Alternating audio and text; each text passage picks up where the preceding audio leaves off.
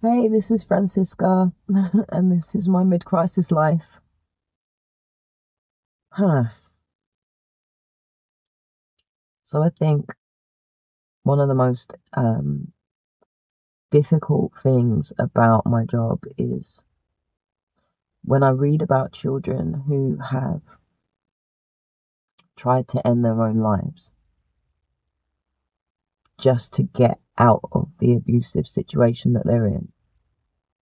That is like,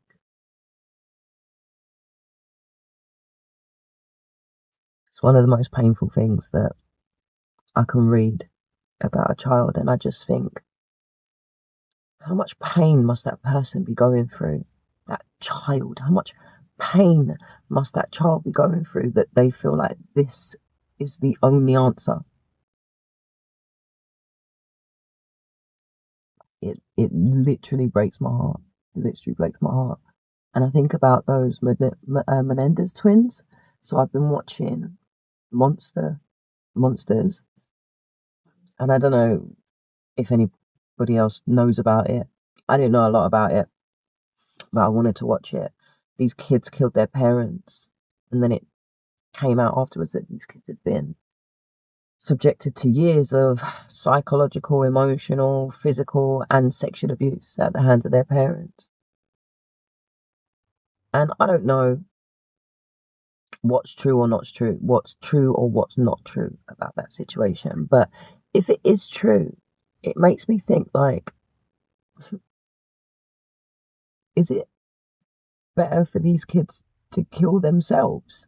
Or is it better for them to kill their abuser? Not that I'm condoning it either, but it's kind of like you kill yourself and everyone says, oh no, you poor thing, what were you going through? Now that that child's life has ended, but they kill someone else, they kill the abuser, and people say, what a heinous crime, what a fucked up child. And I just feel like, what are the options?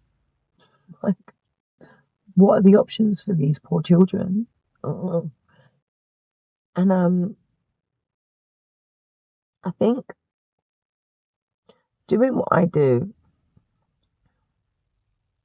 I think just generally, right, it's really easy to like judge. So, for example, if I read about kids who feel like their only way out is actually to commit suicide, it's easy to immediately generate a picture in my head of what these kids are going through, what these parents must be like, right? And it's really easy to judge, and it's really easy to blame, and it's really easy to think that, these parents are evil, and to say, well, it must be that the parent is, maybe they didn't want to admit that their child had disabilities or something, and that's why they were abusive, because it was all on, it felt too uncomfortable for them, or it was probably because, I don't know, whatever, I don't know, I'm not going to come up with all of the different examples, but like there's a lot of different things that go through your head, right?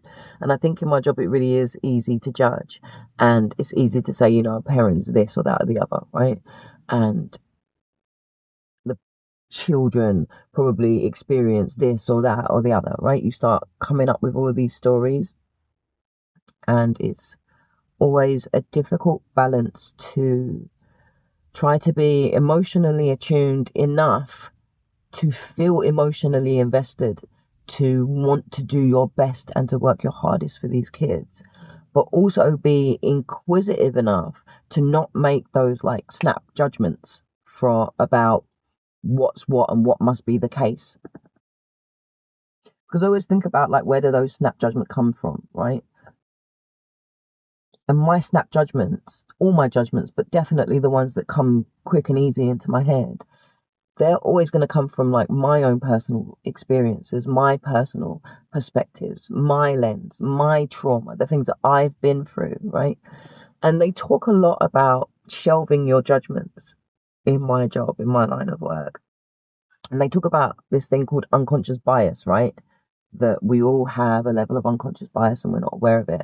The thing is that you can only shelve your own judgment if you're aware of it. if you know what it is. Because if you don't know what your own biases are, then what exactly is it that you're putting on the shelf, right? And I just wonder whether or not this is something that we can all start doing. Like, can you do that? Can you think about what your judgments are, what your biases are, what your perspective is, and where it comes from, and put that on the shelf so that you don't start projecting that onto other people and trying to explain away why it is that people are doing what they're doing, why it is that they're behaving the way they're behaving, right? So I would say to you, think of a time that you made a judgment about why someone was doing something that they were doing. Like, I don't know, maybe you have like a friend who's like always late, and you're like, well, they're always late because this, that, and the other. Or maybe you have like a parent or a friend or a child or a partner that never listens to you, and it's like, you never listen to me, and I know you never listen to me because of this, that, and the other. Or maybe there's like a family member who's just always in distress, and every time they call you, there's always some next fucking drama that's going on. Or, you know, maybe you're just looking at someone's like poor parenting, or their poor financial management, or their poor relationships all the time. Like, I would ask you to think about, when you're making those judgments, what of your own biases are connected to the rationale that you give for other people's behavior? Can you see anywhere in your own life or your own thoughts or your own past where you can identify with those things that you're placing onto someone else's behavior, whether it be that you identify with it positively because you do that, or you identify with it negatively because you would never do that, which means that you probably have done it at some point in your life. Yeah, it's like, can you see any way that your own biases that are connected to your own experiences that create your judgments, can you see any way that all of that stuff is influencing your judgment of others?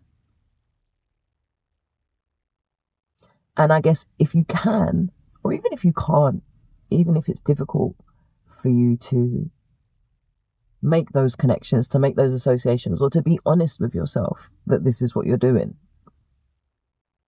irrespective, can you try to stay inquisitive? You know, can you try to stay open, to try and understand, and to try and make query as to why someone might be behaving that way, rather than think that you know? Because the minute that you think you know, you really know nothing. Yeah, try it. Try it. You'll find out a lot more, and you'll learn a lot more about that person, how to help that person, how to best support that person, and you'll learn a lot more about yourself as well, for sure. It just keeps on coming to me that I'm grateful for time. That's all I keep hearing in my head. You're grateful for time. In what way am I grateful for time?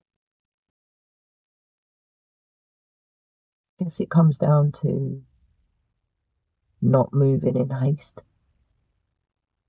not judging in haste, not thinking in haste, not responding in haste. Just having time. Time to consider, time to let other people consider, time to be inquisitive as to why I'm thinking this way, time to be inquisitive as to why someone else is behaving that way.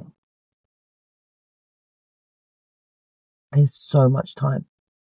We don't have to rush. We don't have to rush to get to the answer. We don't have to rush other people to tell us. Like, just give yourself some time, give others some time.